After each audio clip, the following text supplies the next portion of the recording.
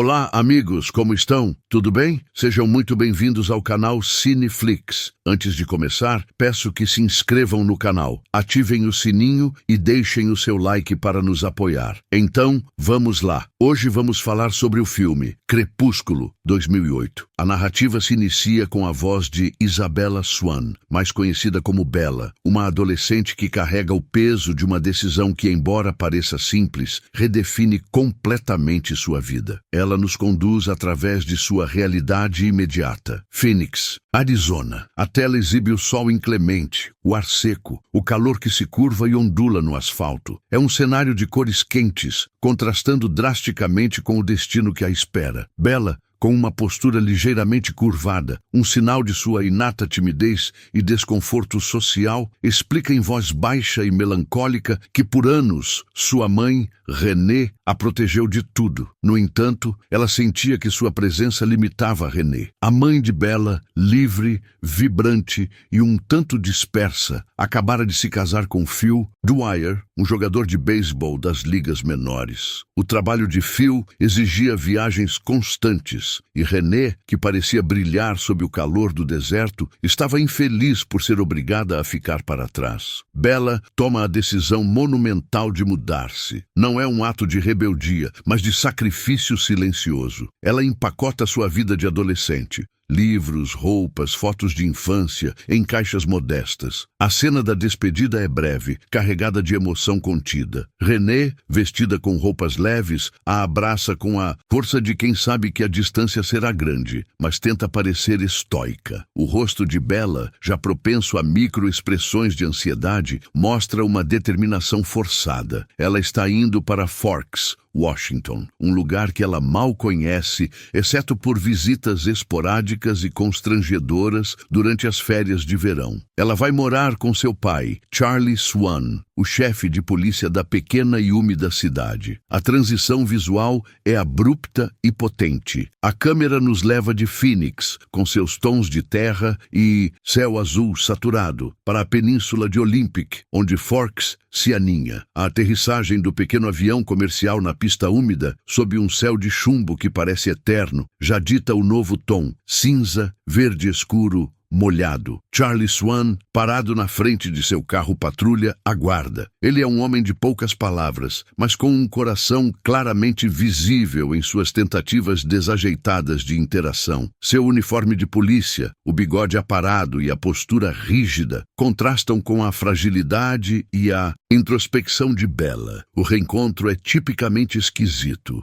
Um abraço rápido e desajeitado, seguido pela inevitável conversa sobre o tempo, a única coisa que Forks parece oferecer em abundância. Charlie leva Bella até seu novo meio de transporte, um Chevrolet pick-up, modelo bem antigo, de cor vermelha desbotada, quase um salmão queimado. O caminhão é enorme, ruidoso e, como Bella nota imediatamente, cheira a gasolina velha e estofamento úmido. No entanto, ela sorri genuinamente. A ideia de ter seu próprio carro em uma cidade onde ela não conhece ninguém é um pequeno conforto, uma reivindicação de independência. O motor liga com um gemido profundo e relutante. A viagem para a casa de Charlie é uma imersão na estética de Forks. As árvores, abetos, cedros, são gigantescas. Suas copas se fecham sobre a estrada como um dossel úmido e protetor. A luz solar é um mito. A cidade está perpetuamente envolta em névoa fina e garoa persistente. Charlie dirige devagar, apontando marcos locais com uma seriedade que beira o cômico. A delegacia,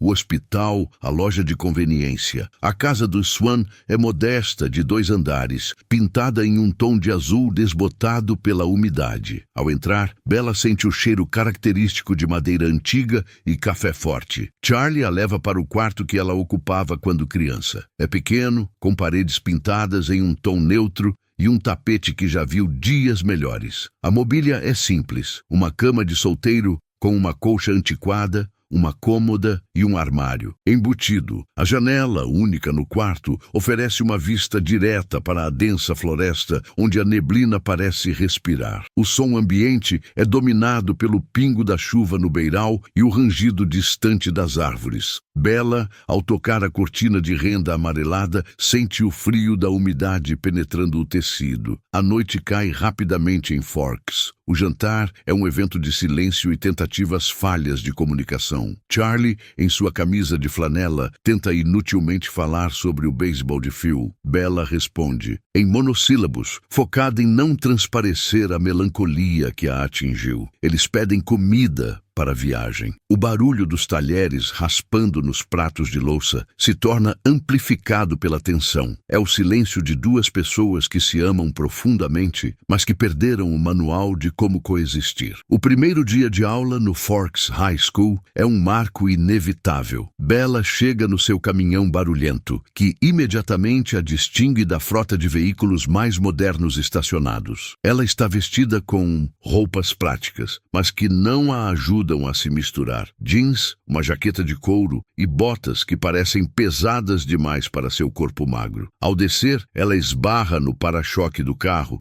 e se desequilibra ligeiramente, um ato que se tornará característico de sua falta de coordenação motora. A escola é um complexo de edifícios baixos e funcionais, novamente dominados pelo cinza e o verde. Assim que entra, a cabeça de Bella se levanta instintivamente, procurando um ponto de fuga. Mas não há para onde correr. A menina nova é um evento raro em Forks. Os alunos param o que estão fazendo e o burburinho de vozes se intensifica. Bella sente cada olhar, cada cochicho direcionado a ela. Ela tenta andar o mais rápido e discretamente possível até o escritório da diretoria para pegar seus horários. No corredor, ela é abordada por Mike Newton, um garoto loiro, atlético e exageradamente amigável, que irradia uma energia de mascote. Ele se oferece para guiá-la, uma oferta que Bella aceita com relutância educada. Ele a apresenta a Eric York, um garoto de ascendência asiática, mais reservado e ligeiramente nerd, que trabalha no jornal da escola. Os dois a bombardeiam com perguntas, tentando desvendar a mistério da nova aluna de Phoenix. A aula de biologia é o ponto de virada inicial. A sala é iluminada por luzes fluorescentes frias que destacam a palidez de Bella. Ela se senta em uma mesa solitária no fundo, observando a sala com olhos atentos, mas defensivos. É ali que ela tem sua primeira visão completa da família Cullen. Eles não andam, eles deslizam. É a observação imediata de Bella. O grupo de 5 adolescentes, 3 meninos e 2 meninas, entra na cafeteria. Mas não são apenas adolescentes. Eles são visualmente deslumbrantes, quase irrealistas. A descrição de Bella em sua voz interior é precisa. Eles têm pele pálida, quase translúcida, com a coloração do giz e olhos de cores incomuns. Eles se movem com uma graça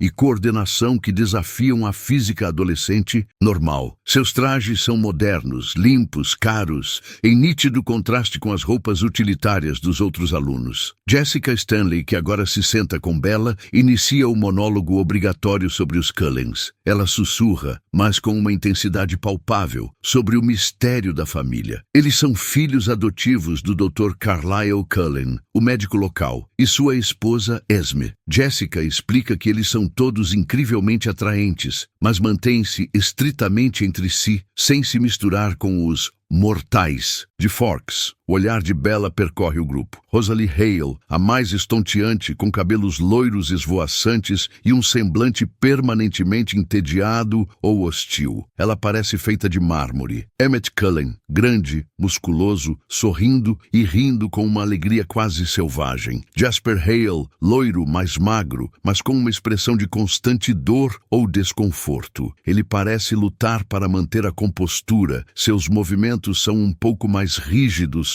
que os dos outros. Alice Cullen, pequena, com cabelos curtos e arrepiados, com a vivacidade de um duende, sorrindo de forma gentil. E então, o último. Ele está sentado ligeiramente à parte, perto da janela, onde a luz fraca da manhã de Forks o atinge. Este é Edward Cullen. Seu cabelo cor de bronze é bagunçado e perfeito. Ele tem feições angulares, definidas, e uma intensidade nos olhos que transcende a beleza normal. Ele veste uma jaqueta escura e elegante, e está debruçado sobre a mesa, pensativo. De repente, sem que Bella faça qualquer movimento perceptível, Edward levanta a cabeça e seus olhos encontram os dela. O mundo parece parar. O barulho da cafeteria, o burburinho de Jessica Bela, tudo desaparece. O que se segue não é um flerte ou um olhar de curiosidade. É uma reação física visceral, quase violenta. Assim que seus olhos se encontram, os castanhos profundos de Bela e os dourados, pretos intensos de Edward, o rosto dele se contorce. Não é raiva, mas algo muito mais profundo e perturbador. Aversão misturada à dor excruciante. Ele faz um movimento rápido e involuntário de se afastar, como se tivesse levado um choque elétrico. Ele aperta os lábios e vira o corpo completamente, dando as costas para Bela com uma finalidade impressionante, como se a simples visão dela fosse insuportável. Bela está atordoada.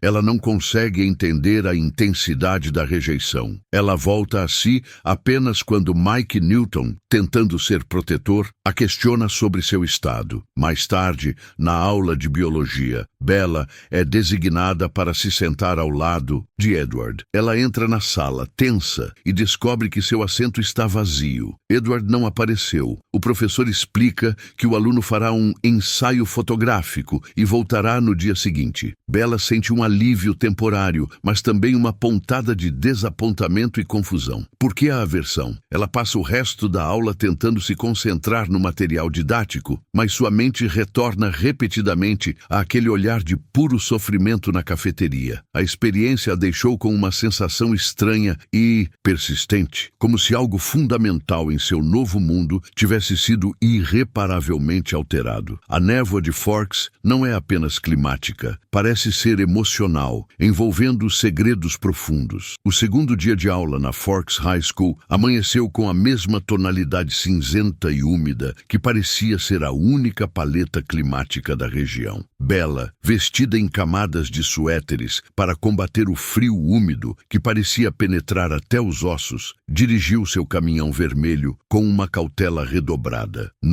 Entanto, sua mente não estava no volante, mas sim na perspectiva inevitável da aula de biologia e no assento vazio ao seu lado. A rejeição brutal de Edward Cullen na cafeteria e sua subsequente ausência haviam plantado uma semente de obsessão em sua mente. Ela tentou racionalizar. Talvez ele estivesse doente, talvez tivesse mudado de escola, talvez simplesmente a odiasse por alguma razão que ela nunca entenderia. Ao entrar na sala de biologia, o professor Banner, um homem de meia idade com uma barba desgrenhada e óculos de aro grosso, já estava distribuindo os materiais para a dissecação do dia. O ar estava saturado com um cheiro penetrante de formaldeído e desinfetante, uma combinação que Bela, que já não tinha um estômago forte, achou particularmente nauseante. Ela forçou-se a respirar pela boca enquanto se dirigia à sua mesa no fundo. E então ela o viu. Edward Cullen estava sentado lá. Ele parecia idêntico ao que Bela se lembrava. A pele pálida, quase luminescente, a forma como ele se reclinava na cadeira com uma elegância que parecia deslocada em um ambiente escolar de plástico e metal. Seus olhos, que na cafeteria pareciam negros pela intensidade da emoção, agora pareciam um tom incomum de dourado queimado, embora ainda carregassem um peso e uma escuridão que sugeriam falta de sono ou grande sofrimento. O cabelo cor de bronze caía perfeitamente sobre a testa. O momento em que Bela desliza para a cadeira ao lado dele é carregado de uma tensão física palpável. Os ruídos cotidianos da sala, o raspar de uma cadeira, o pigarro de um aluno, o estalo do professor abrindo uma caixa de instrumentos, parecem distantes e abafados. O foco é apenas neles dois. Assim que Bela se acomoda e coloca sua mochila no chão, Edward endurece. Seu corpo fica rígido, a postura de quem está se preparando para um impacto. Bela, sensível à linguagem corporal, percebe a mudança imediata. Ela tenta ser civilizada, virando-se para ele com uma expressão incerta. "Olá", ela murmura, a voz mais baixa do que pretendia. Edward não responde imediatamente. Ele mantém a cabeça baixa, fixada nos instrumentos cirúrgicos sobre a mesa. Bella nota algo mais estranho. Ele não está respirando. O peito dele está imóvel. Seus lábios estão apertados em uma linha fina e tensa. Há um micromovimento do seu nariz, um leve tremor, como se ele estivesse captando um odor que o estivesse torturando. A respiração presa dele se torna o centro do universo de Bella. Ela tenta novamente, com um pouco mais de volume. Eu sou Bella Swan. Ele levanta a cabeça lentamente. O olhar que ele lhe dirige é devastador. Não é um olhar de ódio, mas de uma luta interna tão intensa que quase faz Bella recuar. Ele tem a mandíbula travada e há um músculo pulsando em sua têmpora. É como se ele estivesse medindo o custo de cada segundo que passa ao lado dela. Sua voz, quando finalmente a usa, é baixa, controlada e sedosa, mas carregada de uma frieza cortante. Eu sei quem você é. O silêncio retorna. Bella sente-se completamente exposta. Ela tenta suavizar a situação, oferecendo uma explicação sem que ela tenha sido pedida. Eu acho que não tivemos a chance de nos apresentar ontem. Você não estava aqui. Edward fecha os olhos por um segundo. Um gesto que parece implorar por paciência. Quando ele os abre, há um tom de desespero calculado. Ele se inclina ligeiramente, mas sem quebrar o espaço pessoal, e fala com uma voz que mal alcança o ouvido de Bella, ignorando completamente o que ela disse. Eu não acho que seja uma boa ideia que sejamos amigos. A honestidade brutal e inexplicável o atinge como um choque. Bella, acostumada à rejeição social, mas não a esse tipo de hostilidade direta e não provocada, sente o rubor subir ao seu pescoço. Você não precisa se preocupar com isso, ela responde, tentando infundir sarcasmo e indiferença em sua voz, o que falha miseravelmente. Eu não sou tão sociável assim. Ele a ignora, voltando sua atenção para o professor. O restante da Yundadazin aula é uma agonia silenciosa para Bella. Edward mantém-se rigidamente na beirada da cadeira, inclinando-se para longe dela. Ele responde a todas as perguntas do professor com uma precisão e inteligência que o destacam ainda mais. A cada respiração que Bella solta, ela percebe que ele se torna mais tenso. O cheiro de formaldeído não é suficiente para mascarar o que quer que seja que o esteja incomodando. Ao final da aula, Edward se levanta com a mesma graça fluida, pega sua mochila e sai da sala, sem lhe dirigir uma única palavra, sem sequer olhar para trás. É um desinteresse ativo, uma fuga. Bella fica para trás, tentando processar a hostilidade dele. Ela sente um misto de raiva e uma curiosidade crescente. Ninguém, nem mesmo em Forks, é tão estranho assim. A tarde segue monótona e úmida, o céu é de um branco leitoso e a garoa fina e persistente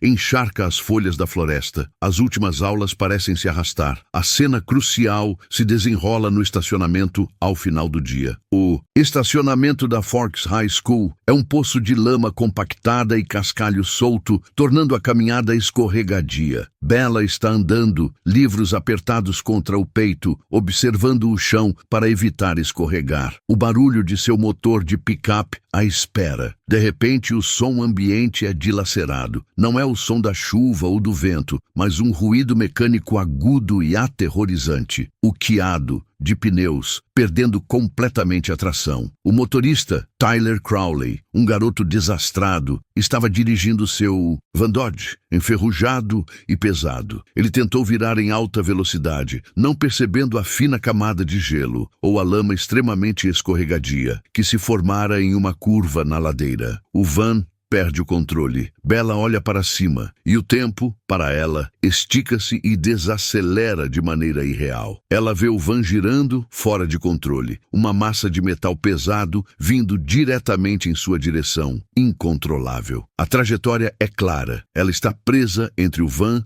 e o para-choque de seu próprio caminhão, vermelho, que parecia agora um obstáculo sólido e fatal. O som do metal batendo é iminente, alto e estrondoso. Bella fecha os olhos por reflexo, esperando a dor do impacto. Ela consegue ouvir o grito aterrorizado de Tyler dentro do veículo descontrolado. Mas antes que o metal a atinja, há um lampejo de cor e velocidade que desafia a visão humana. Um borrão de bronze e branco cruza a distância. distância. Edward Cullen estava a cerca de 10 metros dela, ao lado do Volvo prateado da família Cullen. Momentos antes, em um instante infinitesimal, ele estava em frente a ela. O som do impacto é duplo, o crunch pesado do van atingindo algo sólido, e o som mais seco, um baque surdo, da mochila e dos livros de Bella caindo no chão enlameado. Bella sente o braço de Edward, frio e duro como pedra, envolvendo sua cintura e empurrando-a violentamente para fora da trajetória direta. Ao mesmo tempo, ele não desvia do van. Ele usa seu corpo. Ele se apoia no chão com uma força absurda, cravando os calcanhares no asfalto e estende a mão livre. Ele amortece o impacto. O van de Tyler bate com toda a sua força no caminhão vermelho de Bella, mas o choque principal é absorvido pela mão aberta de Edward. O capô do van amassa-se de forma grotesca. O farol explode com um som de vidro estilhaçado. E onde a mão de Edward estava, há uma depressão profunda, um amassado na lataria que não poderia ter sido causado por tecido humano ou osso comum. Bella está caída no chão úmido, protegida pelo corpo de Edward, que agora está ajoelhado ao lado dela, ofegante. O cheiro de metal queimado e gasolina vaza do van. O estacionamento explode em pandemônio. Alunos correm de todas as direções, gritando. Mike Newton e Eric York são os primeiros a chegar, chocados. Tyler sai do van pálido, cambaleando, vomitando no cascalho. Charlie Swan, o chefe de polícia, chega em sua viatura em menos de 5 minutos. Provavelmente estava na delegacia há poucos quarteirões. O som de sua sirene e o piscar das luzes vermelhas e azuis dominam a cena caótica. Bella está ilesa, exceto por alguns arranhões e a adrenalina pulsando em suas veias. Charlie a leva para o hospital comunitário de Forks. O Dr. Cullen, Carlyle, com seu semblante calmo e cabelos loiros quase brancos, a examina rapidamente. Carlyle, com sua paciência etérea, confirma que ela não sofreu concussão. Enquanto Bella se recupera em uma sala de emergência fria e sem brilho, Edward entra. Ele se move com uma cautela que não existia minutos antes. Ele está completamente ileso. Sua roupa, embora um pouco amarrotada, não está rasgada. O único sinal de que ele esteve no centro de uma colisão de veículos é a intensidade escura em seus olhos. Charlie entra e começa a questionar Edward, mais como pai assustado do que como policial. Como você fez isso, garoto? Você estava longe. Bella me disse que você correu até lá. Edward, em um instante, veste sua máscara de indiferença e irritação. Sua resposta é um ensaio de desculpas ensaiadas, ditas com uma velocidade surpreendente, mas completamente inverossímil. Eu estava bem ali, chefe. Eu a segurei. Eu estava no chão e ela escorregou e eu a puxei para fora do caminho. O van deve ter batido no caminhão dela e o caminhão a empurrou para mim. Charlie, tomado pela emoção e alívio, aceita a explicação sem questionar demais. Bom trabalho, garoto. Você salvou minha filha. Mas Bella não compra a história. Sua mente, apesar do choque, estava clara sobre o que viu. Ela não escorregou. Edward correu a uma velocidade impossível. Ele parou um van em movimento com sua mão. Mais tarde, enquanto Edward a espera perto de seu caminhão vermelho, agora com um amassado notável e inegável na lateral, Bella o confronta. A chuva leve brilha no cabelo de Edward. Eu sei o que eu vi, Edward, ela diz. A voz firme apesar do medo. O van estava a cerca de 30 milhas por hora. Você estava a 10 metros de distância. Você me pegou em menos de um segundo. E você parou o van com as mãos. Havia um emassado na lataria que você causou. Edward se recusa a olhar para ela, observando a floresta. Ele aperta e desaperta as mãos. Seu rosto é uma máscara de desespero contido. Você bateu a cabeça. Você está confusa pela adrenalina. Ele insiste. A voz dele é baixa e urgente. Não! Bella insiste, dando um passo à frente. Você é rápido demais e forte demais. E por que você se deu ao trabalho? Você me odeia. A verdade dela o atinge. Ele se vira e seus olhos fixam-se nos dela. A expressão é complexa, horror, fascínio e uma culpa antiga. Eu disse que não seria uma boa ideia que fôssemos amigos. Ele sussurra, a voz quase inaudível sob o som da chuva. Eu teria deixado o van te esmagar se eu pudesse. Eu deveria ter deixado. Bella cambaleia para trás, chocada pela crueldade da confissão. Mas você não deixou. Ela rebate, ignorando a dor em seu peito. Você não pôde. Por que, Edward? Por que você não me deixou morrer? Edward se afasta um passo, balançando a cabeça, incapaz de dar uma resposta. Ele se vira e, com uma velocidade que ainda assusta, desaparece na escuridão úmida da floresta, deixando Bella sozinha com seu caminhão amassado e a certeza perturbadora de que Edward Cullen não é, de forma alguma, humano. A busca pela verdade havia começado e Bella sabia que não pararia até descobrir o que ele realmente era. Os dias seguintes ao acidente no estacionamento foram um turbilhão de atenção indesejada para Bella Swan. O Forks High School, que já era uma incubadora de cochichos e olhares curiosos, elevou Bella ao status de celebridade local. A garota que quase morreu, mas foi salva por um milagre. Ou, como a história de Edward sugeriu, por um escorregão. Tyler Crowley, sentindo-se responsável, tornou-se a sombra persistente de Bella, pedindo desculpas incessantemente e prometendo levá-la ao baile de primavera como forma de penitência. Mike Newton e Jessica Stanley, aproveitando a notoriedade, tentavam incluí-la em todos os seus planos sociais, forçando Bella, a reclusa por natureza, a interagir mais do que jamais desejou. Mas o foco de Bella estava singularmente direcionado a uma pessoa, Edward Cullen. Ele estava ausente, não apenas de biologia, mas de toda a escola. A família Cullen parecia ter entrado em hibernação. Rosalie, Emmett, Jasper e Alice também desapareceram. A ausência era um silêncio ensurdecedor, provando para Bella que sua teoria estava correta. Edward estava se escondendo. Ele não queria que ela tivesse a chance de confrontá-lo novamente, ou talvez estivesse apenas se punindo por ter falhado em deixá-la morrer, como ele havia confessado em seu momento de desespero. A frustração de Bella cresceu exponencialmente, transformando-se em uma obsessão silenciosa. As noites em Forks eram longas e úmidas. A casa de Charlie era um refúgio de monotonia, com o som constante da televisão de Charlie em volume baixo e o pingo da chuva no telhado. Bella usou esse tempo para investigar. Seu laptop, modesto e um tanto lento, tornou-se sua janela para o mundo dos mitos. Ela começou pesquisando por relatos de Forks e da Península de Olympic. Suas buscas eram amplas e, a princípio, inúteis. Anomalias de força Forks, pessoas estranhas Forks, supervelocidade lendas Washington. O motor de busca retornava resultados sobre ursos, grandes felinos e lendas nativas genéricas. Ela se aprofundou na mitologia do Noroeste Pacífico. Ela descobriu que as tribos locais, especialmente os Quileute, que viviam na reserva de Lapush, tinham uma rica tapeçaria de lendas sobre a floresta e seus habitantes. Ela lia sobre espíritos da água, homens-peixe e monstros da neve, mas nada que se encaixasse no perfil de Edward. Pálido, frio, de olhos dourados e uma beleza sobrenatural. A biblioteca da escola, um lugar normalmente evitado por Bella, tornou-se seu segundo ponto de investigação. A bibliotecária, uma senhora idosa e ligeiramente míope, parecia não se importar com o que Bella folheava,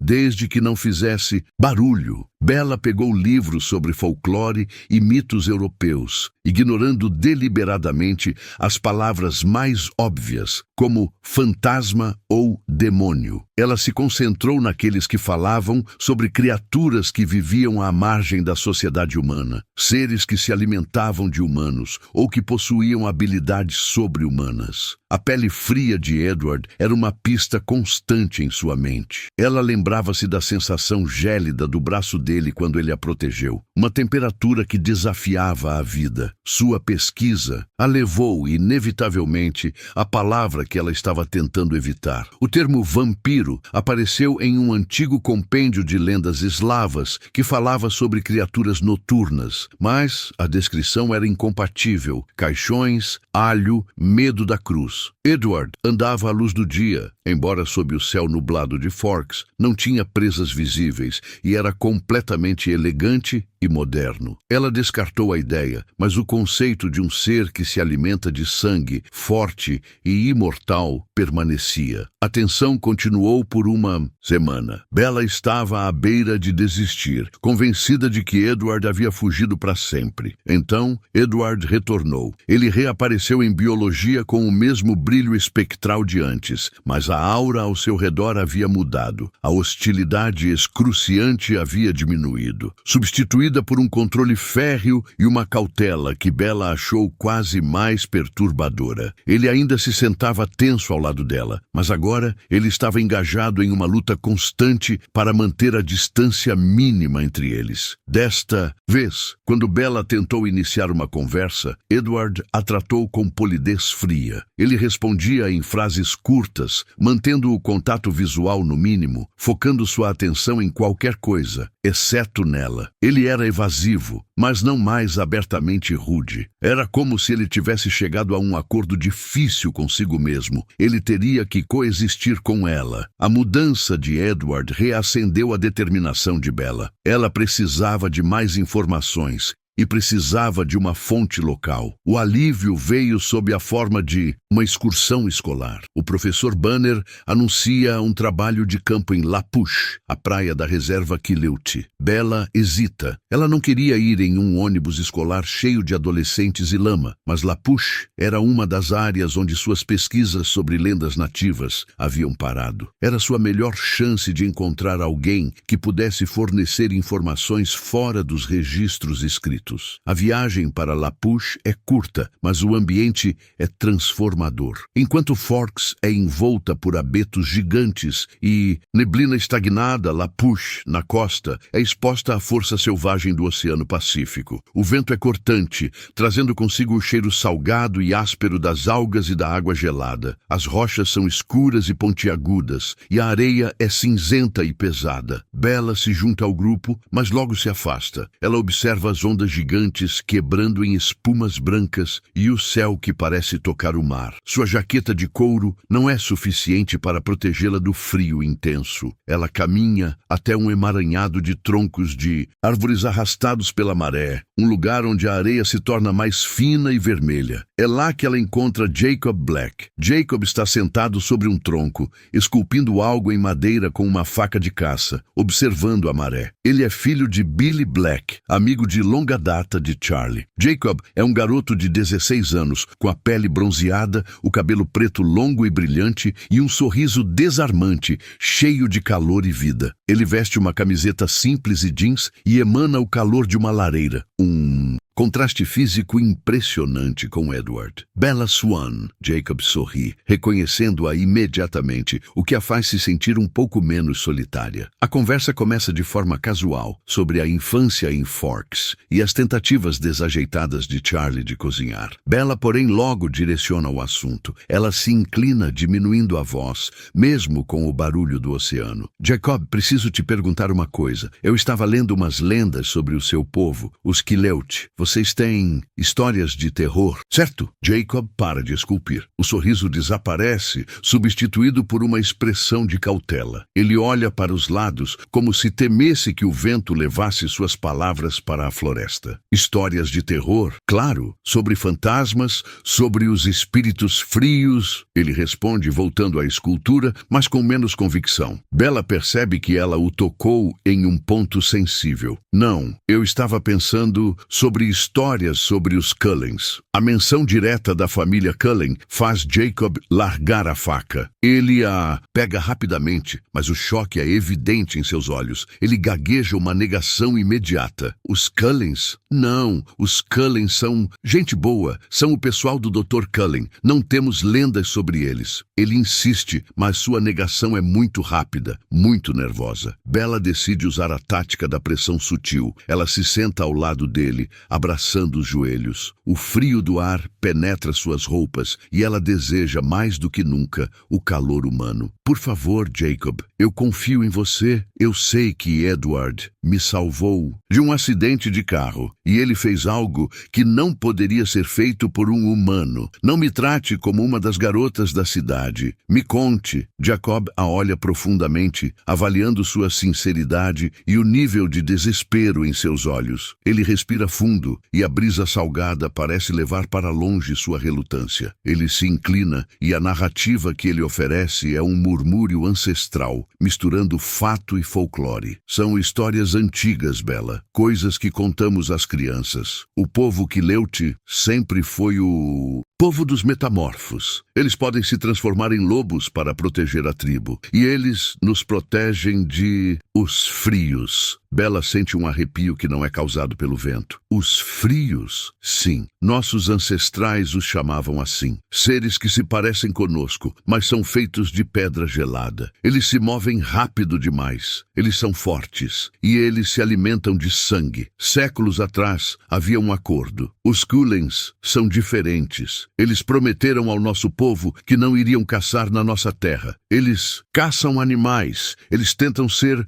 civilizados. Mas para o nosso povo, eles ainda são os frios. Jacob continua, falando sobre a forma como os Quileutes podiam rastrear seu cheiro, a beleza irreal deles, a forma como eles nunca envelhecem. Ele explica que os antepassados dos Cullens e os antepassados dos Quileutes assinaram um tratado de paz, estipulando que os Cold Ones não pisariam na terra da reserva e não morderiam um humano. Enquanto esse tratado fosse respeitado, os lobos Quileute não se manifestariam. Bella absorve cada palavra. É como se peças de um quebra-cabeça impossível estivessem se encaixando com ruídos metálicos. Edward não estava apenas sendo estranho. Ele não estava apenas sendo rápido. Ele era um ser de mitologia, um predador. Eles são... Bella engasga, a palavra saindo com dificuldade. Eles são vampiros. Jacob balança a cabeça, voltando a esculpir, evitando a palavra. Nós os chamamos de os frios. É mais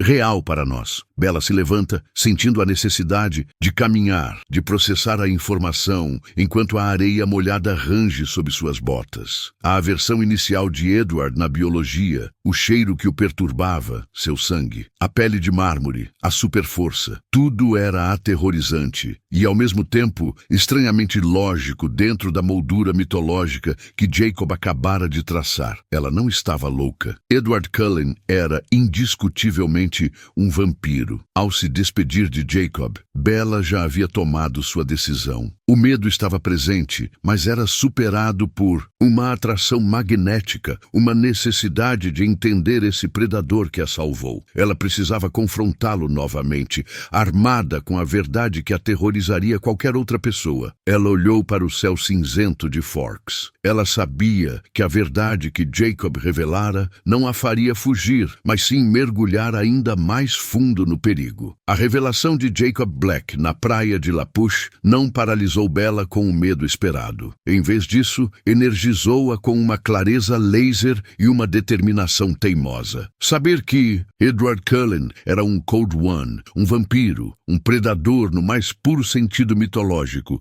não a fez recuar. Pelo contrário, confirmou a intensidade do que ela vinha sentindo e observando. A atração era mais forte do que o instinto de autopreservação. O próximo passo era confrontá-lo, mas não de forma histérica ou acusatória. Bella precisava de tempo, de um momento a sós, onde Edward não pudesse simplesmente fugir na velocidade de um borrão. O momento surge durante uma excursão de biologia para uma estufa local. O grupo de alunos está disperso entre plantas tropicais e o cheiro denso de terra úmida e fertilizante. Edward está ali, isolado, observando uma samambaia gigante com a mesma intensidade que dedicava a observá-la. Bella se aproxima, com as mãos suadas e o coração batendo com a força de um tambor. Ela se posiciona ao lado dele, perto o suficiente para que ele sinta o calor de seu corpo, mas mantendo o respeito pelo espaço que ele havia tentado impor. Eu sei o que você é, Bella diz, a voz baixa e controlada, mas vibrante. Ela não faz uma pergunta, ela faz uma declaração. Edward congela. Bella. O músculo em sua mandíbula trava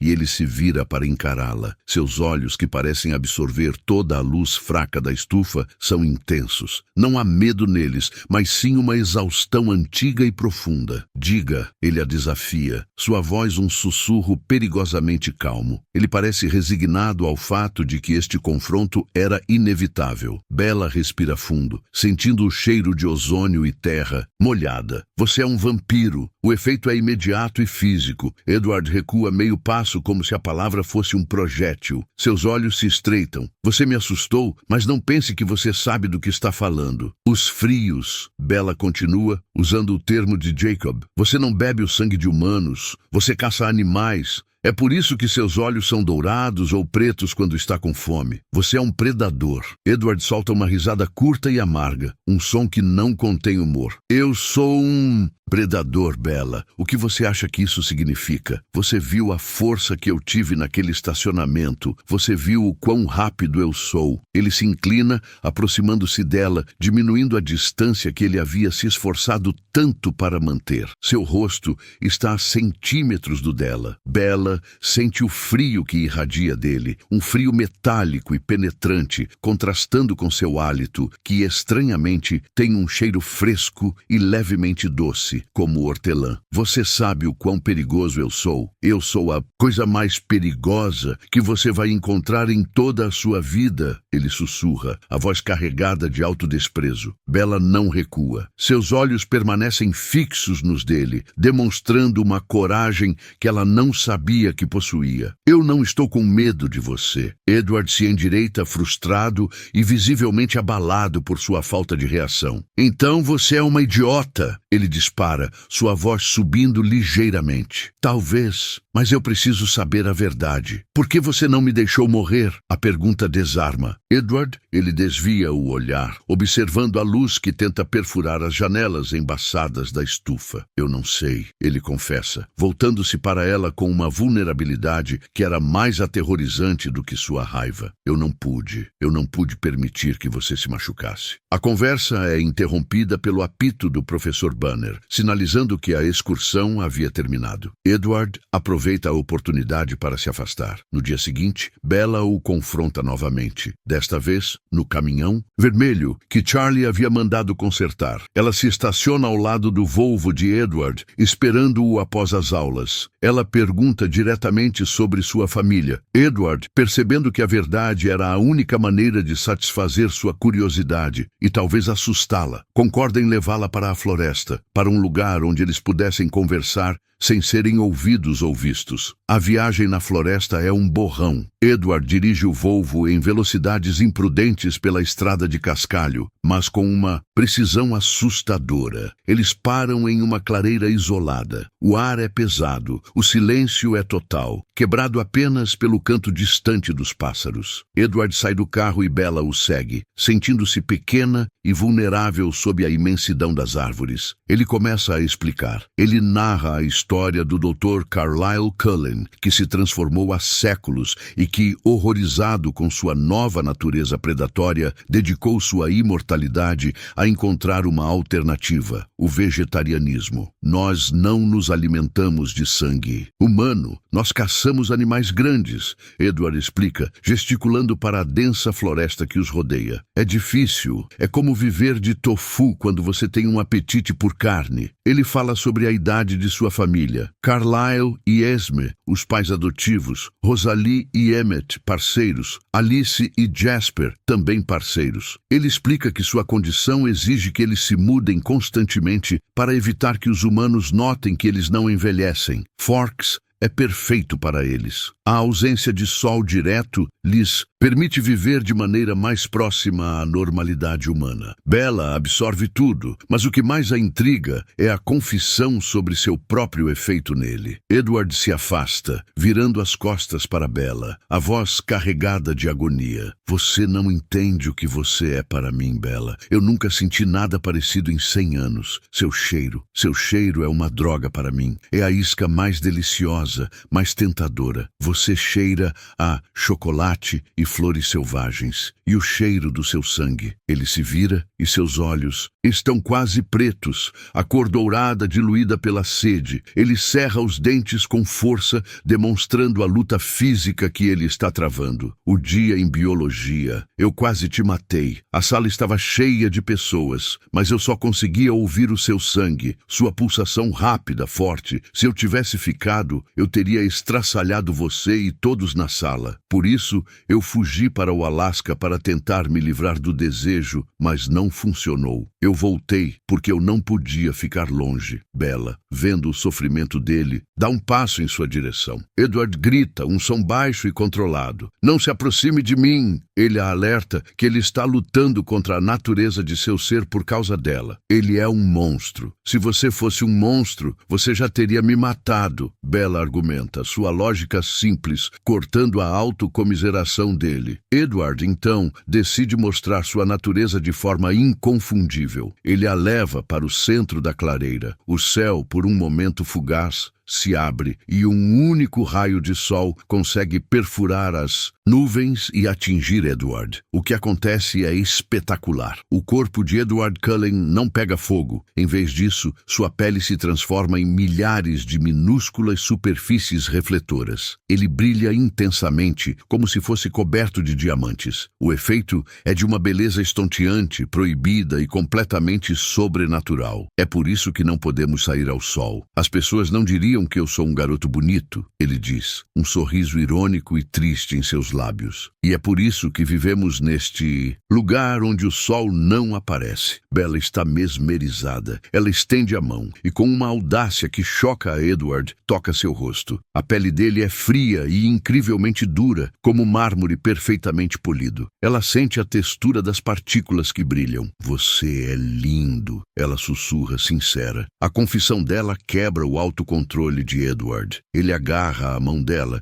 e o brilho diminui quando a nuvem cobre o sol novamente. É o brilho de um assassino, Bella. Ele tenta corrigi-la. Eu não acredito nisso, ela responde. Edward, vencido pela sua atração e pela aceitação dela, desiste da luta. Ele encosta a testa na dela, os olhos fechados. Ele não está mais tentando afastá-la. Ele está se permitindo sentir o calor de seu cheiro, o som da vida pulsando em suas veias e a proximidade do seu corpo. Eu te amo, ele confessa, a voz rouca, quase um lamento. Eu não deveria, mas eu te amo. E é por isso que eu vou te manter viva. Não importa o quanto isso me custe. Eu sou seu protetor agora. Este momento sela o destino de ambos. Bella e Edward não são mais apenas estranhos em uma escola. Eles são um casal, um predador e sua presa, ligados por uma paixão impossível e o segredo da imortalidade. A partir deste ponto, o filme se torna uma crônica da tentativa de Edward de navegar sua natureza perigosa enquanto está irrevogavelmente apaixonado por um ser humano frágil. A aceitação da verdade por Bella e a subsequente confissão de amor e proteção de Edward transformou a dinâmica de seu relacionamento. Não era mais uma dança de esquiva e curiosidade, mas uma imersão profunda e perigosa na vida secreta dos Cullens. Edward, agora incapaz de se afastar, decidiu que era hora de Bella conhecer sua família em seu próprio território. A viagem até a casa dos Cullen é a primeira vez que Bella experimenta a alta velocidade do Volvo prateado com Edward ao volante. Ele dirige com uma precisão assustadora, desviando de poças e curvas na estrada de cascalho em velocidades que fariam um humano normal tremer. Bella, no entanto, sente-se estranhamente segura. A floresta se fecha sobre eles, a luz filtrada pelo denso dossel de abetos, até que eles chegam a uma clareira arquitetônica. A casa dos Cullen não é o que Bella esperava de uma residência em Forks. É um edifício moderno, todo em vidro e madeira, construído em harmonia com a floresta circundante. Não parece um lar, mas sim uma obra de arte, vasta, aberta e cheia de luz, mesmo a luz fraca de Forks. As janelas são enormes, permitindo vistas panorâmicas químicas da vegetação exuberante. A ausência de cortinas sugere que eles não têm medo de serem observados, ou talvez, dada sua natureza, não se importem com a privacidade humana comum. Ao entrar, Bella nota a ausência de calor. A casa está impecável, com pisos de madeira polida e móveis minimalistas. Há uma ausência de desordem humana, um cheiro limpo e levemente esfumaçado, como madeira antiga, sem o calor ou o aroma de comida humana que Bella associa a um lar. A família está reunida para recebê-la. Edward a segura pela mão, a palma fria e firme dela, transmitindo uma força que ele esperava que a acalmasse. O primeiro a se apresentar é Carlyle Cullen, o patriarca. Ele é ainda mais bonito e etéreo de perto do que no hospital. Seus cabelos loiros claros, sua postura impecável e seus olhos dourados, mais claros que os de Edward, irradiam uma calma perturbadora. Ele veste roupas caras e casuais, mas mantém a aura de um cirurgião renomado. Bella, é um prazer finalmente conhecê-la formalmente, Carlyle diz, sua voz suave e acolhedora. Ele estende a mão e Bella, hesitante, a aperta. A frieza é a mesma de Edward. Em seguida, Esme Cullen, a matriarca. Ela é pequena,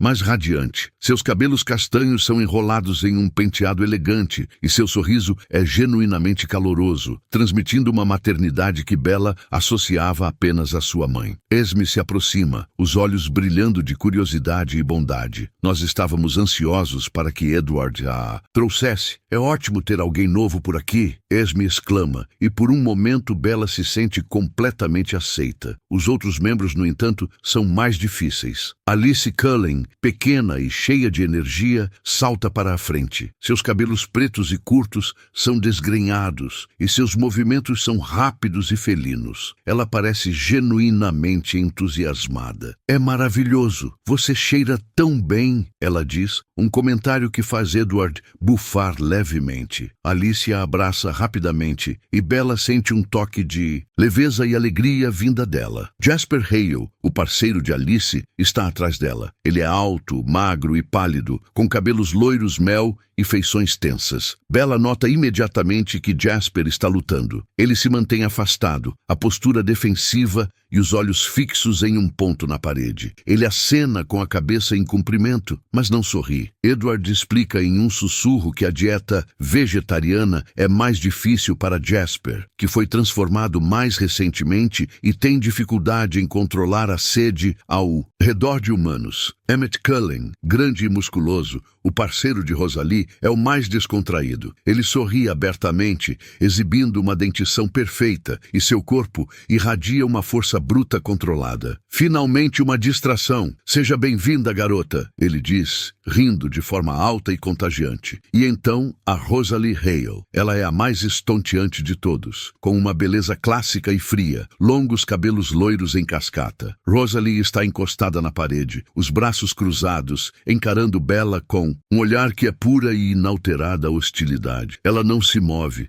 não fala, e sua antipatia é um peso palpável no ar. Carlyle se apressa em preencher o silêncio desconfortável. Rosalie está apenas preocupada, Bella. Todos nós estamos um pouco. É perigoso. Bella, porém, entende. Rosalie a vê como um risco desnecessário, uma fonte de problemas. Bella acena para Rosalie, um gesto de respeito. A visita continua. Bella explora a casa, que inclui um piano de cauda, onde Edward toca uma melodia complexa e melancólica, e um estúdio que Carlyle usa para suas pesquisas médicas. A geladeira está cheia de embalagens de sangue para tipagem sanguínea, um detalhe médico macabro, mas real. Edward explica que eles precisam ter cuidado extremo para não se expor. Eles mantêm a fachada de Forks, mas seu tempo livre é dedicado a atividades que liberam sua energia sobre-humana, muitas vezes longe dos olhos humanos. Isso nos leva ao próximo ponto crucial, o jogo de beisebol. Edward explica a Bella que é um ritual da família, algo que eles praticam apenas durante tempestades elétricas. O motivo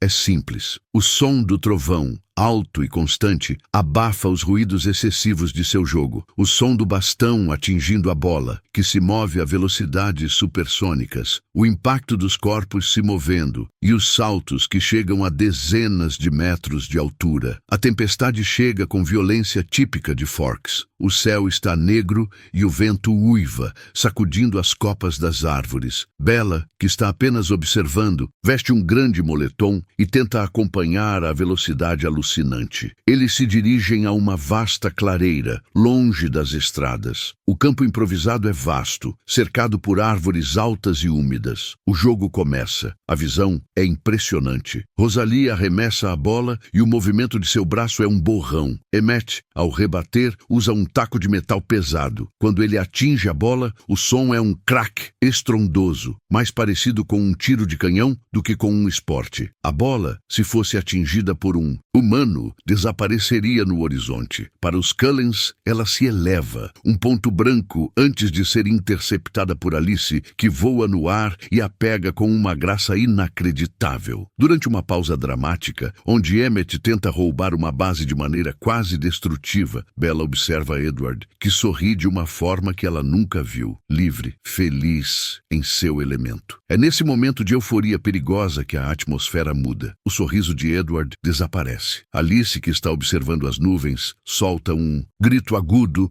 que corta o som do trovão. Parem! Eles estão vindo! Eu não vi direito, mas eles estão chegando! O jogo para instantaneamente. Os Cullens se movem de sua alegria jovial para uma rigidez defensiva. Rosalie e Emmett param no meio do campo. Seus rostos se transformam em máscaras de alarme e raiva. Edward se move rapidamente para o lado de Bella, colocando-a ligeiramente atrás dele. Quem, Alice? Edward pergunta, a voz tensa. Visitantes, ela responde, a voz tremendo. 3. Eles estavam passando, mas mudaram de rota. Eles estavam nos rastreando. Carlyle assume o comando. Fiquem calmos. Talvez sejam nômades. Não precisamos de violência. O som do vento e da chuva logo é acompanhado por um som diferente. A quebra de galhos secos e a aproximação de passos que, embora mais lentos que os dos Cullens, são rápidos demais para serem humanos. 3 figuras emergem da linha da floresta. Eles são vampiros, mas visualmente diferentes dos Cullens. Suas roupas são mais esfarrapadas, e há uma sujeira de estrada neles, um ar de selvageria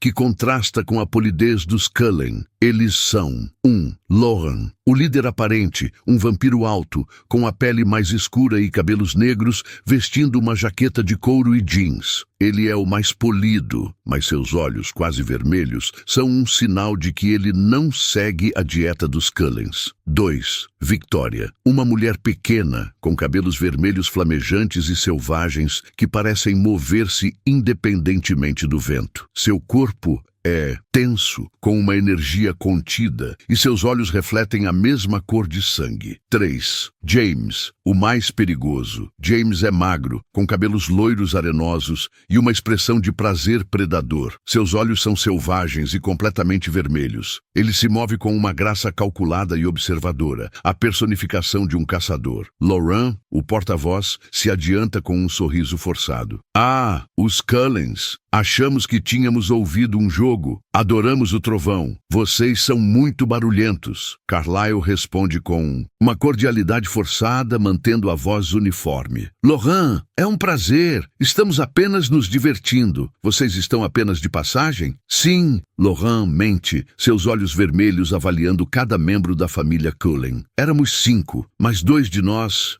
se cansaram do clima. Queríamos ver se vocês tinham vagas. Laurent tenta manter a conversa casual, mas seus olhos e os de Victoria continuam a varrer o grupo. James, no entanto, não fala. Ele é o mais observador, seus olhos fixos em Edward e o pequeno objeto humano que ele estava protegendo. Edward, tenso ao lado de Bella, tenta mantê-la fora da linha de visão, usando seu corpo como escudo. Ele a havia vestido com uma jaqueta que continha seu cheiro o máximo possível. Mas Edward sabia que era inútil. Vampiros sentem o cheiro de sangue humano a quilômetros. A tensão atinge o clímax. O vento levanta e James, o rastreador, aspira profundamente o ar. Ele pisca e então seu sorriso predatório se alarga, revelando uma satisfação cruel e absoluta. Você trouxe comida? James pergunta, a voz arrastada e suave, cheia de intenção. Edward se move. Ele dá um passo para a frente, esticando-se. A postura dos Cullens fica mais agressiva. Emmett cerra os punhos. Rosalie rosna, um som baixo e gutural. A garota está conosco. Ela não é para consumo. Edward avisa, sua voz fria e perigosa. James ignora Edward, fixando seus olhos vermelhos diretamente em Bella, que estava pálida, mas incrivelmente calma. A caçada havia sido declarada. James não era um vampiro comum. Ele era um rastreador, e o cheiro do sangue de Bella, doce, único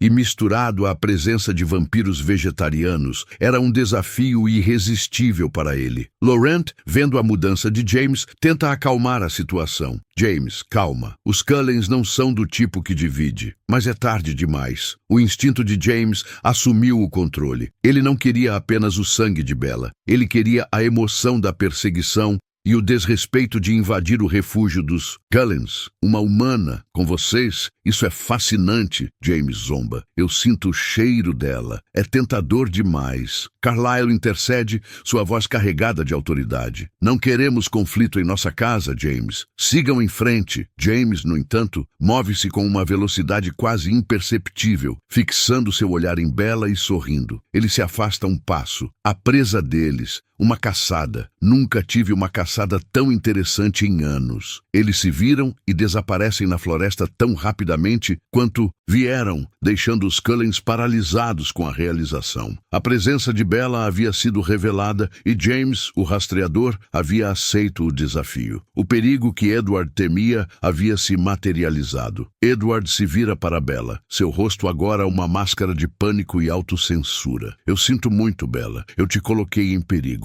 A prioridade era única e absoluta. Bella tinha que sair de Forks. A partida dos vampiros nômades, James, Victoria e Lauren, não trouxe alívio, mas sim uma sensação esmagadora de inevitabilidade. Edward e os Cullens sabiam que James, um rastreador lendário, não desistiria de Bella. O jogo de beisebol se transformou em um prelúdio de guerra. A clareira, outrora utilizada para diversão, agora era um campo de estratégia. Edward estava frenético, a culpa e o medo de perder Bella consumindo-o. Seus olhos estavam quase negros, refletindo a fúria e o desejo de proteger. Carlyle, como sempre, manteve a calma, mas sua postura indicava a seriedade da ameaça. James é um rastreador excepcional. Ele se alimenta de caçadas, não de necessidade. O cheiro de Bella, misturado ao nosso, se tornou um troféu para ele. A estratégia dos Cullens foi montada rapidamente, com a precisão de um comando militar. Evacuação de Bella. Bella precisava sair de Forks e do estado de Washington imediatamente. O objetivo era confundi-lo, criar uma trilha falsa e garantir que James pensasse que ela havia fugido para o sul ou leste. 2. Proteção de Charlie. Esme e Carlyle se encarregaram de ir até Charlie Swan para garantir que ele estivesse seguro na delegacia, sem saber do perigo iminente. Eles criariam uma desculpa sobre um pânico familiar. 3. Distração e rastreamento. Alice e Jasper, devido às suas habilidades únicas, seriam os responsáveis por levar Bella. Alice, com sua capacidade de vislumbrar o futuro, seria o detector de movimentos de James, e Jasper, com seu controle sobre as emoções, ajudaria a acalmar Bella e disfarçar o cheiro dela. 4. Confronto. Edward, Rosalie e Emmett ficariam para trás com Carlyle. Edward não queria se separar de Bella, mas ele era essencial para a emboscada. Eles esperariam que James os encontrasse e então o eliminariam. A primeira tarefa era tirar Bella de casa sem levantar suspeitas de Charlie. Bella, tensa, mas determinada, correu para seu quarto, pegando apenas uma mochila com roupas quentes e seu telefone celular. Edward a encontrou na sala. A despedida foi rápida e angustiante. Ele a beijou com uma intensidade que era um adeus e uma promessa. Você vai ficar com Alice e Jasper. Eu vou alcançá-la. Eu prometo, ele disse, seus olhos fixos nos dela, buscando uma garantia de que ela o esperaria. Eu sei, Bella respondeu, sentindo a frieza frieza de sua pele em contraste com o calor de suas próprias lágrimas contidas. A saída foi abrupta. Alice e Jasper estavam esperando no Volvo de Alice, um carro menor e mais rápido. Edward a empurrou para dentro e, em segundos, eles estavam na estrada, escura, dirigindo para o sul em direção ao aeroporto de Seattle. Durante a viagem, Alice explicou o plano em detalhes. Sua visão do futuro não era estática, era maleável, mudando a cada decisão. Se você mudar de ideia, James pode nos pegar. Precisamos ser imprevisíveis. Jasper, que estava no banco de trás com Bella, estava estranhamente silencioso. Ele focava sua energia em Bella, sutilmente enviando ondas de calma, tentando estabilizar o medo que irradiava dela. Bella notou a tensão em Jasper, a luta dele para não ser afetado pelo calor e pelo cheiro de seu medo. No aeroporto de Seattle, o plano começou a se desenrolar. Alice comprou 3 passagens de avião. O destino era Phoenix, a cidade natal de Bella. A ideia era esconder Bella com sua mãe, Renee, que não suspeitaria de nada. A despedida de Alice e Jasper foi rápida e tensa. Alice deu a Bella um pequeno aparelho de celular pré-pago, um burner phone, e a instruiu a não usar seu celular antigo de forma alguma. James vai rastrear a tecnologia, Alice advertiu. O cheiro e a tecnologia. Mantenha isso com você. Nos ligue quando estiver segura. Bella abraçou Alice, sentindo a delicadeza óssea de seus ombros. Ela se virou para Jasper, que lhe deu um aceno de cabeça sério. Sozinha no aeroporto, com o bilhete para Phoenix nas mãos, Bella sentiu o peso da situação. Ela era, literalmente, a única humana em um jogo de caça-vampiros. O voo para Phoenix é uma transição para o sol e o calor que ela havia deixado para trás. Ao pousar, o calor do deserto a atinge, uma sensação quase sufocante depois da umidade fria de Forks. Renee a encontra no portão, vibrante e vestida com cores vivas, completamente alheia à escuridão que persegue sua filha. Bella mente para Renee sobre a razão de sua visita, dizendo que estava com saudades e que Charlie a havia enviado para um fim de semana de meninas improvisado. Renee aceita a explicação com sua típica facilidade e distração. A casa de Renee e Phil é aberta, moderna e cheia de luz. Bella sente um alívio temporário, mas sabe que não é segura. O sol de Phoenix, que a protege dos Cullens, não faz nada contra os vampiros nômades. Ela se mantém em contato com Edward através do celular descartável. As chamadas são curtas, cheias de estática e ansiedade. Edward a informa que James havia mordido um rato no quarto de Bella para capturar seu cheiro e tinha saído de Forks, rastreando a trilha falsa. O tempo passa em uma espera angustiante. Bella tenta manter uma fachada de normalidade para Renee, mas sua mente está em Forks, imaginando o confronto inevitável. Uma noite, enquanto Renee e Phil estão fora, Bella recebe uma ligação no telefone descartável. A tela exibe um número desconhecido, não o de Edward. Ela hesita, mas atende. O que ouve é uma voz suave, profunda e inconfundível. Não é Edward, é James. Bella, que bom que você atendeu. James diz, sua voz exalando uma falsa cordialidade, como um cavalheiro prestes a cometer um crime hediondo. O terror gélido percorre Bella. Ele a encontrou. Como você me achou? Bella gagueja, mal conseguindo respirar. Você é previsível, Bella, sempre voltando ao lugar onde se sente segura. Mas não se preocupe, eu não vou tocar em sua mãe. Ainda não. James revela sua estratégia diabólica. Ele não seguiu Bella. Ele a atraiu. Eu peguei algo muito importante para você. Ele zomba. Você confia em mim, não é? Você e seus amigos vegetarianos. Você precisa vir me encontrar, sozinha, ou sua mãe vai pagar. Ele explica que ele está no velho estúdio de balé que Bella frequentava quando era criança. É um local familiar, abandonado, perfeito para um encontro macabro. Se você trouxer qualquer um dos Cullens, se você tentar ligar para Edward, eu vou encontrá-los e eu vou matar Renee. Eu sou o rastreador, Bella. Você sabe que eu sou melhor que Edward. O pânico de Bella é total. Ela olha para o relógio. Renee e Phil devem estar fora por mais algumas horas. Ela não pode arriscar. O estúdio de balé fica a a apenas alguns quilômetros. Ela toma a decisão mais impulsiva e perigosa de sua vida. Ela pega as chaves do carro de René, uma jaqueta e sai correndo. Sua única intenção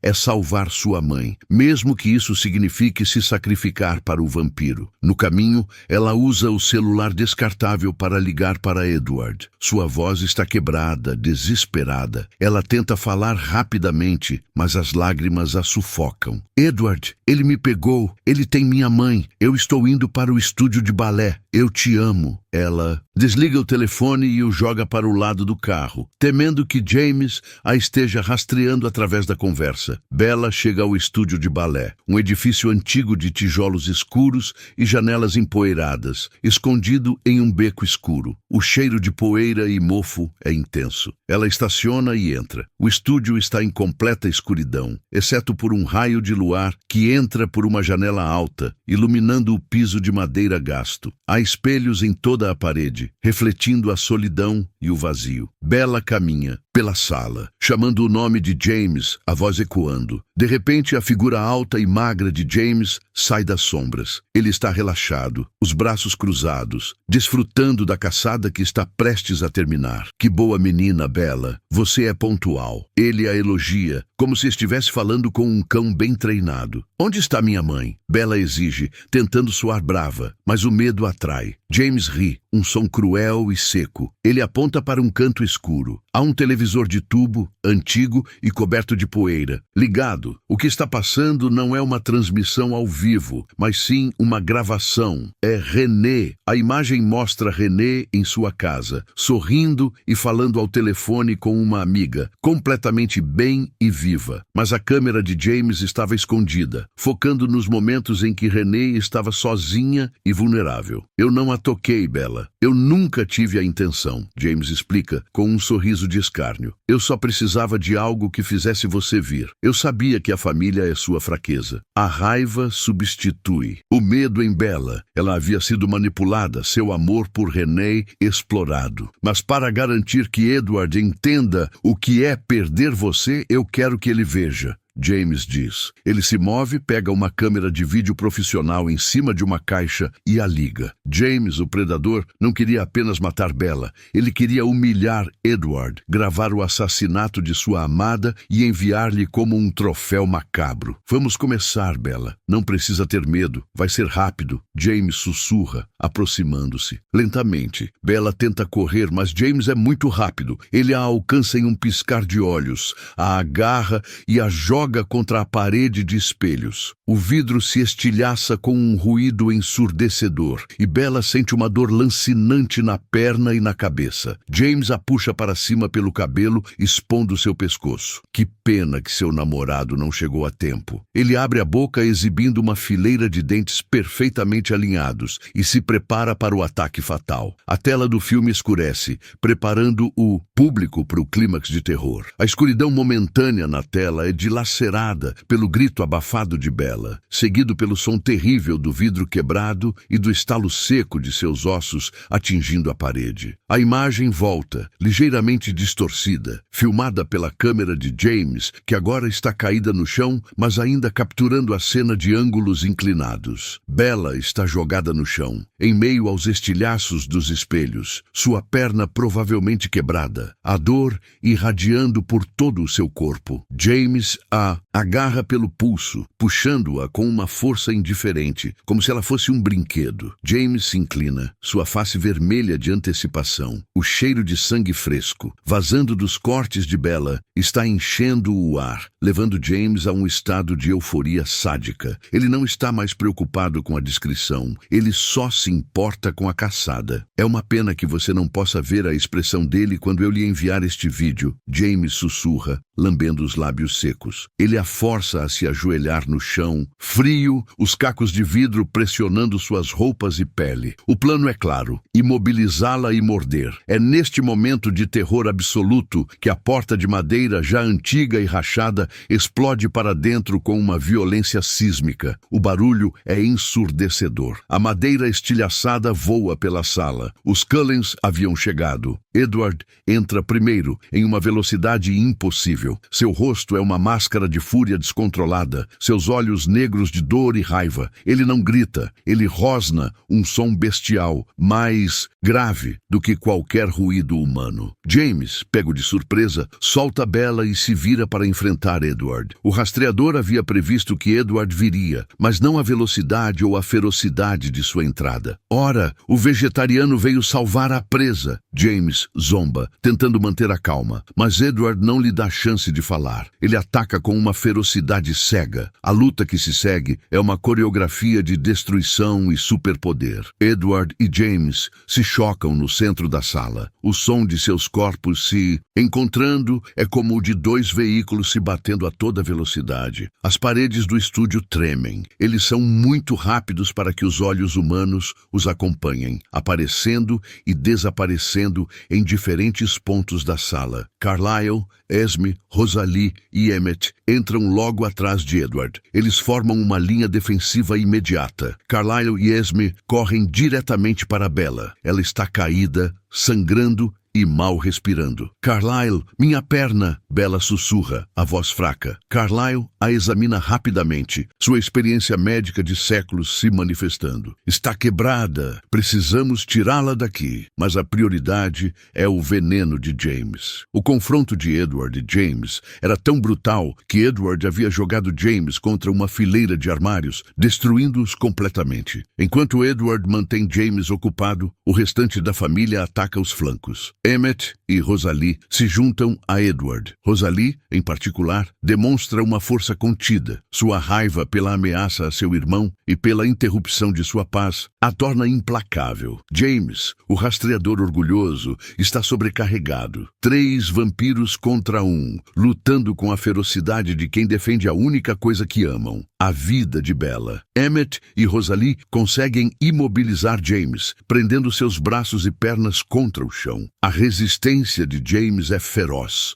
Ele se debate, rasgando o piso de madeira com suas garras, mas a força combinada dos Cullen é superior. Edward se aproxima, ofegante. Seus olhos estão arregalados com a loucura da batalha. Ele se inclina sobre James. Você não vai tocá-la novamente, Edward rosna. Eles começam a desmembrar James. A cena é rápida, brutal e limpa. O som dos membros sendo rasgados é metálico, horrível. Rosalie e Emmett usam sua força para arrancar os membros de James de seu tronco, espalhando os pedaços pelo chão. Mas antes que Edward possa finalizar James, ocorre o momento mais temido. Enquanto a família estava focada em desmembrar James, ele usou seu último momento de liberdade para morder Bella. Bella grita. É um grito de dor aguda e profunda que faz os Cullens congelarem. James havia alcançado o pulso de Bella, já machucado pelos estilhaços de vidro e cravado seus dentes nela. Edward vira-se, vendo o rastro de sangue vermelho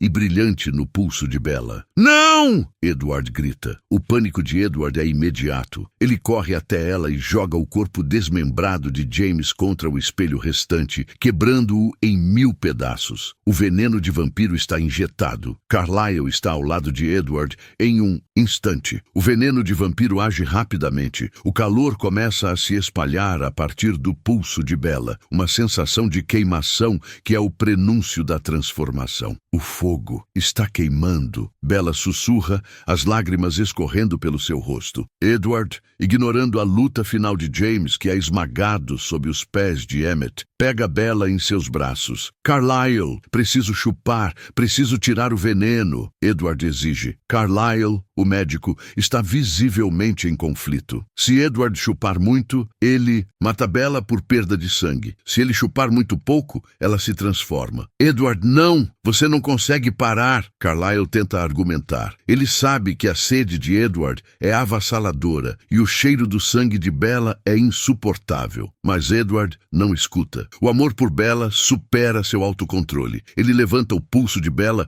coloca a boca sobre a ferida de James e começa a sugar o veneno. O som do Sugar é alto no silêncio do estúdio de balé. Bella grita em agonia. O calor em seu braço, o fogo da transformação, atinge o clímax, mas à medida que Edward suga, ela sente um alívio temporário. Edward está tremendo violentamente. Seus olhos olhos, já negros, fecham-se em prazer e dor. Ele está lutando contra a natureza mais profunda de seu ser, o desejo de consumir. Ele suga, seu corpo tenso, cada segundo uma batalha. Carlyle, vendo que Edward está prestes a perder o controle, move-se rapidamente. Ele se aproxima, colocando a mão no ombro de Edward. Edward, chega! O sangue está limpo! Você vai matá-la! Pare! A voz de Carlyle perfura a névoa de desejo de Edward. Edward para abruptamente. Ele se afasta do pulso de Bella, seu lábio inferior manchado com o sangue dela. Ele solta um rugido de frustração e dor, virando o rosto para longe dela. Carlyle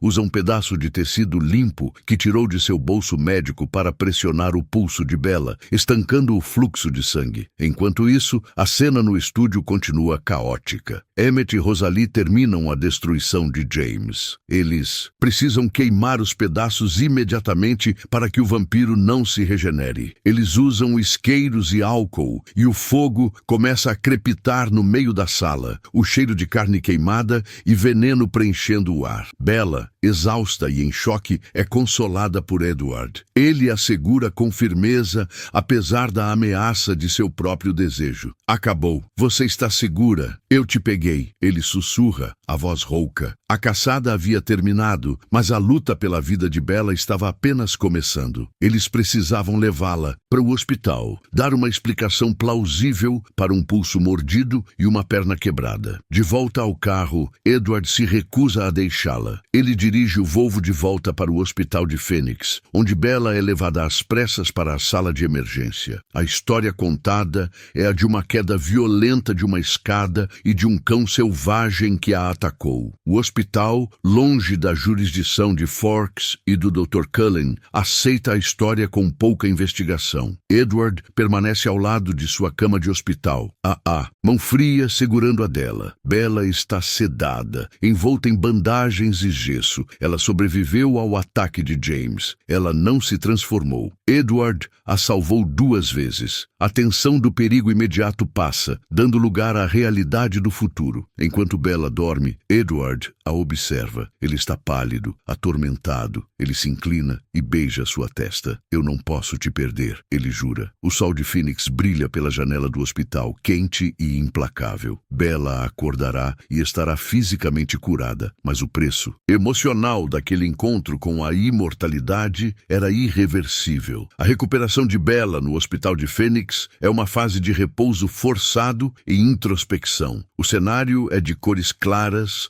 lençóis brancos e o zumbido constante das máquinas hospitalares. Um contraste brutal com a escuridão úmida da floresta de Forks. Ela está imobilizada pelo gesso na perna e sente a dor lancinante dos cortes de vidro e da mordida de James em seu pulso. Agora, um conjunto de pontos e bandagens. Edward é sua sombra, constante. Ele não a deixa sozinha um instante sequer, ignorando as políticas hospitalares com a sutileza e a persuasão de um vampiro. Ele se senta ao lado de sua cama, sempre frio, sempre alerta. Os enfermeiros e médicos, sem saber de sua verdadeira natureza, atribuem sua palidez e sua vigilância excessiva à preocupação de um namorado devotado. O retorno de Charlie a Phoenix é inevitável. René, após o choque da queda, havia ligado para Charlie em Forks, explicando a situação. Charlie chega, vestido em suas roupas de xerife, o rosto vincado pela preocupação e pela exaustão. Ele entra no quarto do hospital e, ao ver Bella deitada e engessada, seu alívio se mistura com uma raiva silenciosa. Ele repreende Bella por sua falta de cuidado, mas o medo de perdê-la é evidente em sua voz rouca. Sua atenção logo se volta para Edward, a quem ele vê como o jovem responsável por manter sua filha segura durante o caos. Charlie, sendo um homem simples, agradece Edward de maneira sincera, mas desajeitada. Eu não sei o que teria acontecido se você não tivesse estado lá, garoto. Você é um herói. Edward, no entanto, reage com culpa intensa. Ele se encolhe ligeiramente, incapaz de aceitar o elogio que ele sabe ser baseado em uma mentira. Ele se afasta da cama de Bella, buscando buscando refúgio perto da janela. Bella, ainda sob efeito dos analgésicos, tenta suavizar a situação, forçando um sorriso para seu pai. Ela sabia que tinha que manter a mentira. Após a visita de Charlie,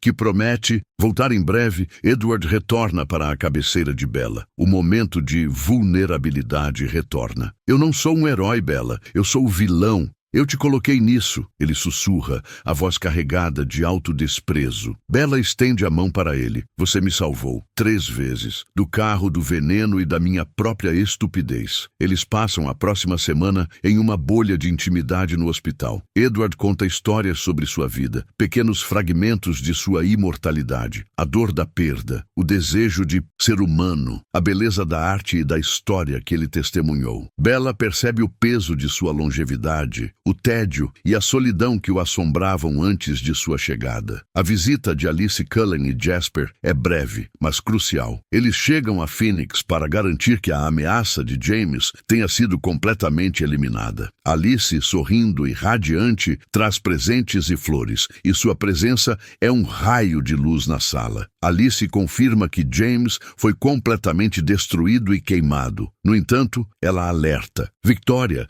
a parceira de James, escapou. Ela é movida pela dor e pela vingança, e embora o foco de James fosse a caçada, o foco de Victoria seria Edward. Edward ouve a notícia com rigidez. Ele sabe que a ameaça de Victoria é real e que o perigo para Bella nunca realmente cessará enquanto eles estiverem juntos. Jasper, que permanece na porta, observa Bella com uma mistura de fascínio e desconforto. Ele consegue sentir as ondas de emoção que Bella irradia. Gratidão, medo e amor. Ele acena para ela um reconhecimento silencioso de sua coragem. O tempo de Bella em Phoenix precisa terminar. Forks é o lugar onde ela pertence agora. Não apenas por causa de Charlie, mas por causa de Edward. A volta para Forks é uma operação logística complexa. Carlyle e Esme chegam para ajudar. A família Cullen havia vendido a história de que o acidente de Bella em Phoenix a forçaria a voltar para a calma de Forks,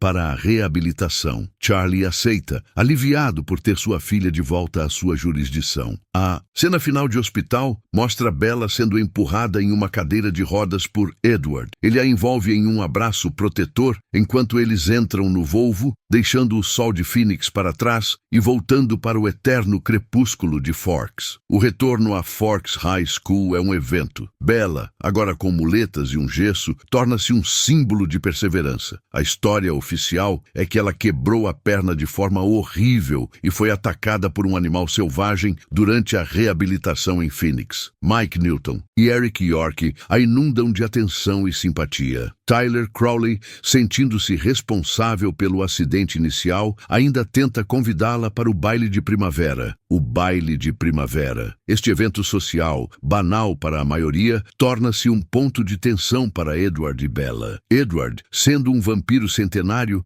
não tem interesse em dançar ou participar de rituais sociais humanos. Ele também teme o risco de estar em um local lotado de humanos com Bella. No entanto, Edward percebe que o preço de sua proteção não pode ser o isolamento total de Bella de sua vida normal. A noite do baile é ambientada em uma academia de ginástica de escola, decorada de forma brega com papel crepom e luzes piscantes. A música pop alta e a energia adolescente são um contraste berrante com o drama de suas vidas. Bella, em um vestido simples e usando uma tala especial para seu pé, reluta em ir. Edward a convence. Eles entram na academia. Os olhares de todos estão neles. Bella em muletas e Edward em um terno elegante que destaca sua beleza irreal. Eles são o centro das atenções, o casal mais improvável e, inegavelmente, o mais atraente. Edward a leva para um pátio externo, longe da multidão e da música. O pátio está iluminado por luzes suaves e a chuva fina de Forks. Edward a pega em seus braços. Um movimento suave e sem esforço. Ele a segura perto, ignorando as muletas. Eu não posso te deixar dançar, ele sussurra em seu ouvido, mas eu posso te carregar. Eles dançam lentamente, ao som abafado da música vinda de dentro. O corpo de Edward é frio e duro contra o dela. É um momento de ternura e melancolia. Bella se recosta e o olha nos olhos. Por que você está tão distante? Eu não posso parar de pensar em como tudo isso é perigoso, Edward confessa. Eu não deveria ter te deixado voltar. Eu não deveria ter te envolvido nisso. Bella sabe que este é o eterno conflito de Edward. O desejo de possuí-la e protegê-la versus o medo de destruí-la. Eu não quero uma vida sem você, Edward. Não. Importa o risco, ela afirma, a voz firme. Edward, vencido, encosta a testa na dela. Você é tudo para mim agora. Eu não sou nada sem você. Eles são interrompidos por um visitante indesejado. Laurent, o vampiro neta da trupe de James, reaparece nas sombras do pátio. Ele está sozinho. Edward se move para proteger Bella. Laurent levanta as mãos em um gesto de paz. Eu só queria me despedir, Laurent diz, sua voz calma. Eu não tinha interesse na caçada de James. Eu vim avisá-los. Victoria está com raiva. Ela está planejando vingança por James. Ela virá atrás de você, Edward. Edward ouve com uma seriedade mortal. Obrigado pelo aviso, Laurent. Agora vá. Laurent desaparece nas sombras, deixando Edward e Bella sozinhos novamente, com a sombra de uma nova ameaça pairando sobre eles. Bella, chocada, mas calma, agarra a jaqueta de Edward. O que vamos fazer? Edward a afasta, seu rosto tomado pela seriedade. Eu tenho que te transformar, Bella. É a única maneira de te manter segura. Você não pode envelhecer. Eu não posso viver com a ideia de você se machucando ou morrendo. Bella sabe que a imortalidade é o que Edward deseja, mas ela quer escolher seu próprio destino. Não, Edward, não agora, ela responde. Eu quero ser humana por um pouco mais de tempo. Edward a segura firmemente, olhando para o futuro incerto. A cena final se concentra neles, dançando sob a luz fraca. Bella, embora quebrada, está determinada. Edward, embora atormentado, está apaixonado. A ameaça de Victoria garante que a vida de Bella nunca mais será normal. O mundo dela foi transformado de forma irrevogável pelo amor de um vampiro. Este foi um breve resumo. Espero que tenham gostado. Para quem ainda não é inscrito, se inscreva no canal, ative o sininho e deixe o seu like. Até a próxima.